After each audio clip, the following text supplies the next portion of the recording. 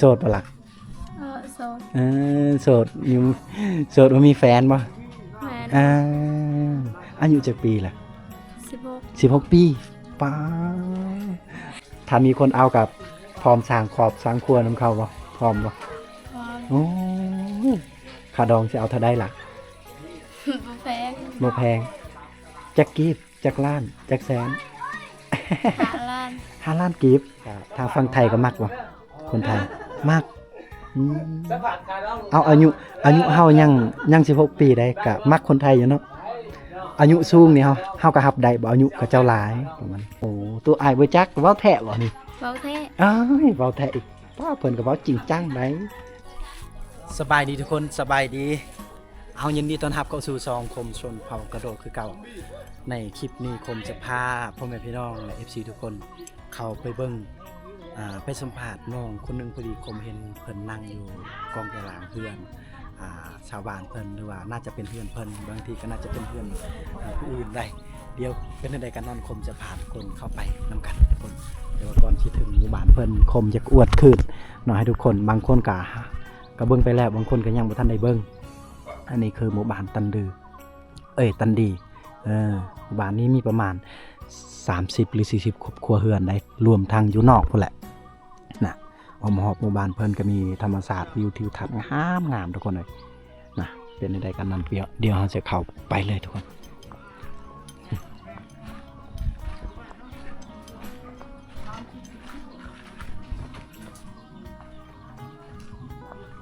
จ๊ะไปไงกูมอดกูไปไงกูมอดผู้สาวกูมอดเลยว่าผู้สาวได้เนาะต้องมาดูไหมเนาะต้องมาโปะไหมต้องมาโปะไหมต้องมาสาวโสดเลยโสดปะล่ะโสดอยู่โสดว่ามีแฟนป่ะ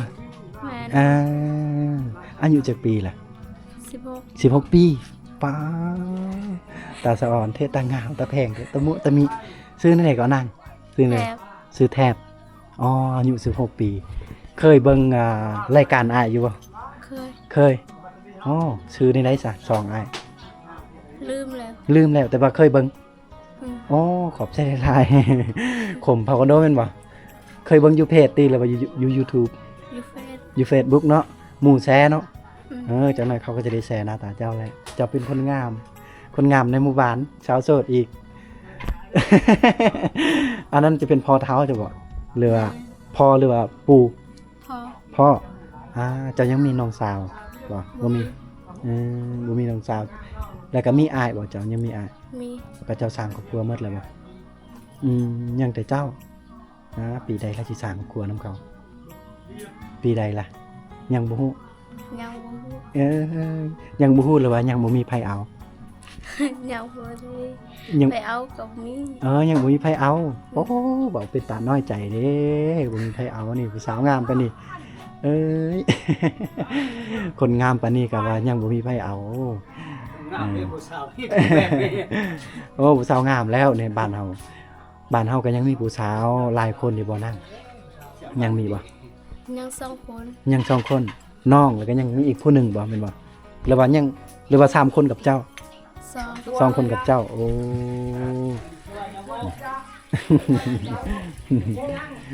ก็เคยแบบผู้บ่าวทางบ้านอื่นกับเจ้ามาลินตอนกลางค่ำกลางคืนมาหาเจ้าบ่เคยบ่อันนี้จะเป็นผู้สาวอยู่บ้านหยังเกาะบ้านหยังบ้านตันดีอายุ16 ปีเนาะชื่อในเกาะเมื่อกี้ชื่อแทบชื่อน้องแทบอายุ16 ปีโสดข้ามปีทุกปีก็บ่มีไผเอาเพิ่นว่าโอ้ยถ้ามีคนเอากับพร้อมสร้างครอบสร้างครัวนำเขาบ่พร้อมบ่ค่าดองสิเอาเท่าใดล่ะบ่แพงจักกีบจักล้านจักแสน5 ล้านกีบ5 ล้านกีบก็เอาได้เลยบัดนี้5 ล้านกีบนี่มีงัวมีควายบ่มีบ่มีควายจักโตหรือว่างัวจักโตงัวนึงตัวนึงงัวเฮากินแบบในงานดองหรือว่าเอาให้พ่อแม่เลี้ยงหรือว่าอะไรงัวตัวนั้นให้พ่อแม่เลี้ยงเลี้ยง บ้านนี้เฮากินหยังซะสมมุตินะสมมุติซื่อๆหรือว่าให้แต่หาล้านแล้วเลยแล้วงัวตัวหนึงแล้วเลยจังซี่บ่ แล้ว แล้วเลยโอ้บ้านนี้ถ้าคนต่างเมืองต่างแขวงเด้เขาอยากเอาเฮาเขาอยากล้มเฮาน้องสิยอมไปอยู่นํเขาบ่ ยัง ไปอยู่นํเขาได้เนาะอืมเต้าเว้าเป็นตาม่วนคักแท้ทุกคนเลยเนาะถ้ามีคนฮักคนมักคนอยากสนใจ FCI ก็เจ้าสนใจนี่จะให้ติดต่อทางใดได้เนาะหรือว่าบ่มีสัญญาณเลยบ้านเฮาบ่ บ่มี บ่มีเนาะแต่ว่าไฟฟ้ามีสัญญาณบ่มีโอ้ยแล้วแลบัดนี้ FCI อกหักแล้วบัดนี้อกหักเป็นแถวเป็นท่านเป็นแถวแล้วคนงามปานนี้เนาะเออ อืมนี่แหละทุกคนเฮาได้มาพบมาพ้อนางเผือกในป่าได้ชาวเผือกในป่านี่ป้าเท่าคนงามได้เพิ่นก็ยังโสดคือเพิ่นเว้าได้อายุ16ปีบ่สมมุติถ้ามี FCI เพราะว่าส่วนหลาย FCI นี่ทางฝั่งไทยหลายก็ทางฝั่งไทยก็มักบ่คนไทยมักเอาอายุเฮายัง16ปีได้ก็มักคนไทยอยู่เนาะอายุสูงนี่เฮาก็รับได้บ่อายุก็เจ้าหลายประมาณอายุสูงก็รับได้บ่ ทำได้ ประมาณอายุจักปีเจ้ารับได้ล่ะ ประมาณ25ปี40 50ก็รับได้บ่บ่ได้แล้วโอ้ย FCI เอาฮักแล้ว30ปีก็ยังรับได้เนาะ ทำได้ โอ้ย30ปีก็รับได้เพิ่นว่าค่าดอง5ล้านกีบงัวตัวหนึงแล้วเลยหน้าเว้าเป็นตาสะอ่อนเด้นี่คน ตอนนี้กินข้าวกินน้ำเป็นที่เรียบร้อยบ่ยังแล้วล่ะได้ยังล่ะคงกินนางงัวโอ้ยเป็นตาแสบแท้บ่อาหารทุกมื้อนี่เจ้ามาแบบกินตลอดนี่เป็นอาหารอีหยังล่ะซีนหมูโอ้ได้อาหารดีแท้เอามาได้ใช้ล่ะซีนหมูไปซื้ออยู่บ้านตะลุมนี่อ๋อบ้านอีหยังก็ตะลุมบ้านตะลุมอยู่ไสบ้านตะลุมไปทางกอดแหละอ๋อไปซื้ออยู่หั่นเนาะบ้านนี้ผักหญ้านี่ก็ได้กินบ่ได้กินคือกันเนาะปลูกเองบ่ผักหรือว่าต้องไปซื้ออีกผักเนี่ยปลูกเองเลยบางทีเจ้ากินผักหลายแล้วมันจึงงามเนาะว่าบ่เจ้ากินผักกินอันนี้อันนั้นหลายจึงงามเนาะหน้าตาเพิ่นก็งามได้ทั้งงามทั้งใจดีคือเพิ่นเว้าได้หน้าตาก็งามแล้วก็ค่าดองก็บ่แพงอีกก็สิมีวัฒนาผู้ใดเด้มาหับน้องมาดูแลน้องเพิ่นโอ้โหคนชนเผ่าก็มักคือกันบ่ชนเผ่ากะโดชนเผ่าปะโกะเฮานี่ก็มักบ่มักคนเราลุ่มก็มักบ่คนเวียดก็มักบ่อ๋อคนเวียดคนไทยคนหยังก็บ่ติกันหมดเนาะเอาถ้าคนเวียดนี่ถ้าเฮาเอากับเจ้านี่เฮาต้องไปอยู่นํเขาได้ก็ไปได้เนาะถ้าคนไทยคือกันถ้ากระเจ้ามักเฮามักกระเจ้านี่กระเจ้าเฮาต้องไปอยู่นำเข้าได้เฮ็ดตามถูกกฎหมายไปอยู่ได้เนาะนี่เพิ่นก็ว่าไปอยู่ได้เด้ทุกคนโอ้โหตัวอ้ายบ่จักเว้าแท้บ่นี่เว้าแท้เว้าแท้อีกป้าเพิ่นก็เว้าจริงจังได้เนาะป้าโธ่เวลา FCI กระเจ้าเบิ่งน้องนี่กระเจ้าอยากมาลินอยากมาสัมผัสอยากมาเบิ่งตัวจริงก็รับได้บ่พาเพิ่นมาลินมาเที่ยวอยู่หมู่บ้านเฮามาลินได้บ่ล่ะลินได้บ่เป็นได้ใจดีแท้ขนาดนี้คนงามทั้งใจดีทั้งปากหวานกะน่าจะบ่โสดนะก็ยังบางทีก็มีคนล้มอยู่นะโอ้อายนั่งได้บ่ก็นั่งอยู่นี่ได้บ่ได้โอ้อายรู้สึกแบบเจ็บแอวหน่อยนึง นั่งคนงามจังซี่แหละมันจึงดีเนาะดีเจ็บแอวว่าบ่ บ่เจ้าสิไปเฮ็ดหยังต่อจังหน่อยตอนแรงๆบ่ได้ไปไห้ไปสวนบ่มื้ออื่นเด้สิไปหยังมื้ออื่นไปเฮ็ดเวียกอีกไปเฮ็ดเวียกอีหยังล่ะเสียหญ้าเสียหญ้าให้เนาะก็ใกล้สิแล้วบ่หรือว่าหากำลังเริ่มใกล้สิแล้วอ๋อเพิ่นเสียหญ้าก็ใกล้สิแล้วใกล้ให้เจ้าเฮ็ดใกล้บ่พ่อแม่เจ้าเฮ็ดให้ใกล้บ่ไกลดอกติดหม้อนี่เพิ่นบ่ใกล้ดอกแต่ว่าต้องได้ขึ้นภู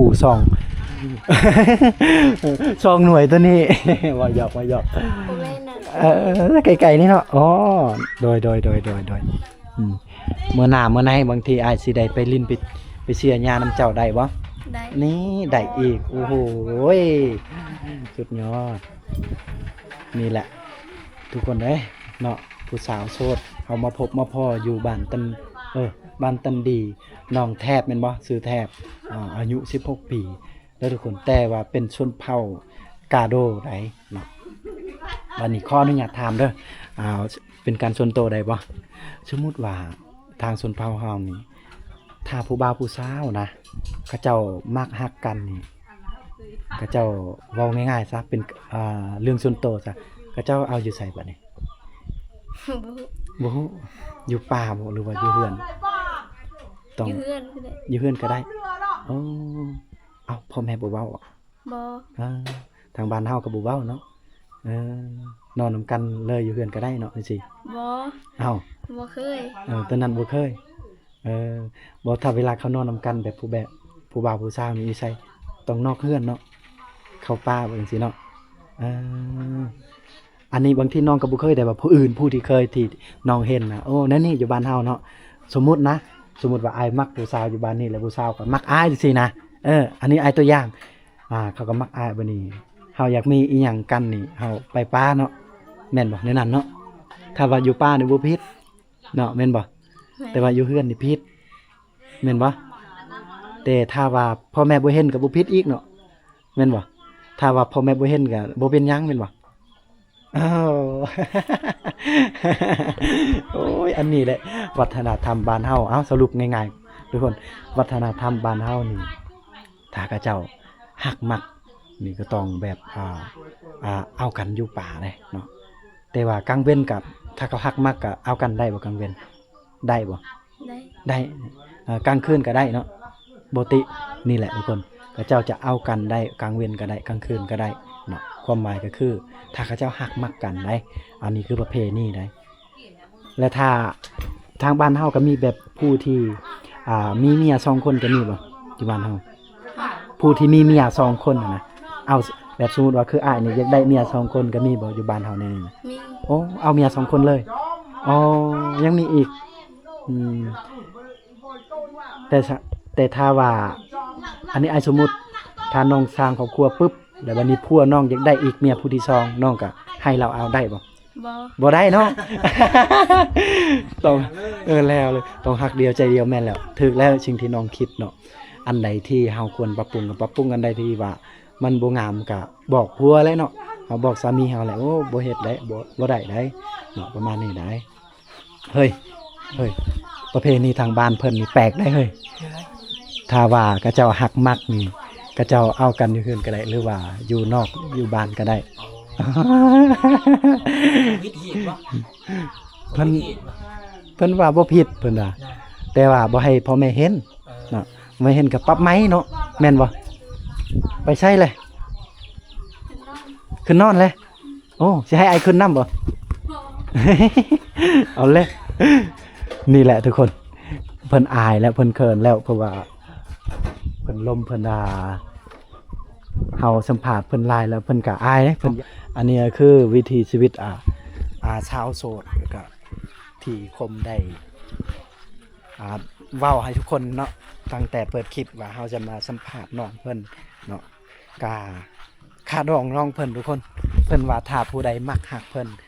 ก็จะเอาค่าดอง5ล้านกีบแล้วก็งัวตัวหนึ่งประมาณนี้ได้แล้วก็ฮีดทางบ้านเพิ่นนี่ถ้าเขาเจ้าฮักมักนี่ทุกคนก็คือเขาเจ้าสามารถมีอีหยังกันได้อยู่เทิงเฮือนก็ได้หรือว่านอกเฮือนก็ได้ประมาณนี้นะแต่ว่าอย่าให้พ่อแม่เพิ่นเห็นก็